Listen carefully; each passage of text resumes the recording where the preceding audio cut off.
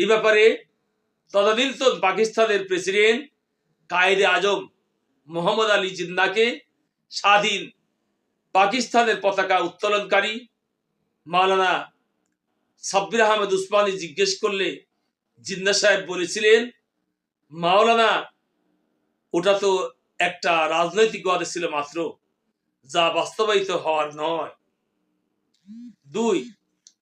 পূর্ব পাকিস্তানের মাতৃভাষা বাংলার পরিবর্তে রাষ্ট্রভাষা হিসাবে উর্দুকে চাপিয়ে দেওয়ার অপচেষ্টা।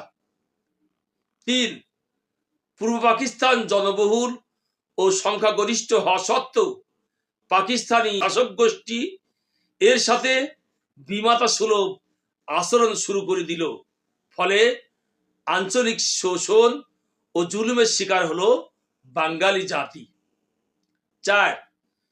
সরকারি অফিস আদালতে চাকরির ক্ষেত্রে একচেটিয়া আধিপত্য ছিল পশ্চিম পাকিস্তানিদের। 5. উন্নয়ন অবকাঠামোতে কলকারখানা, রাস্তাঘাট, ব্রিজ, কালভার্ট নির্মাণে বৈষম্যমূলক নীতি অবলম্বন করেছিল। 6.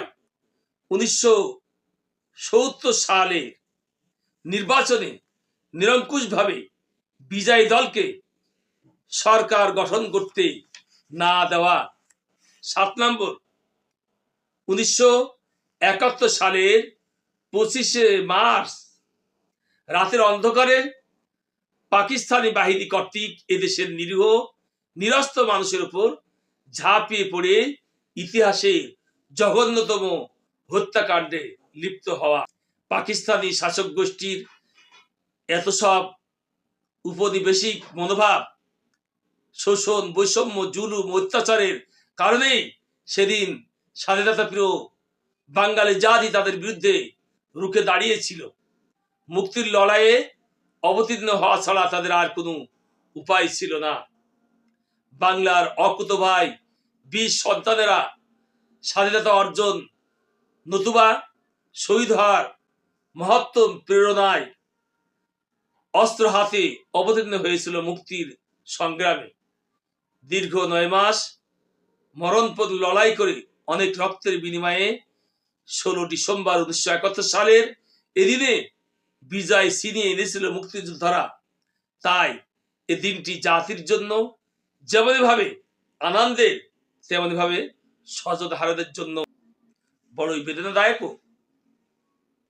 পাকিস্তানের শাসক গোষ্ঠী শুধু যে আমাদের প্রতি অবিচার করেছে তাই নয়, বরং তারা তাদের জাতি ভাইদেরকেও অবমূল্যায়ন করেছে, যাদের ত্যাগ ও কুরবানির উপর ভিত্তি করে পাকিস্তান প্রতিষ্ঠিত হয়েছিল। তাদের রক্তের সঙ্গে তারা বেঈমানি করেছে।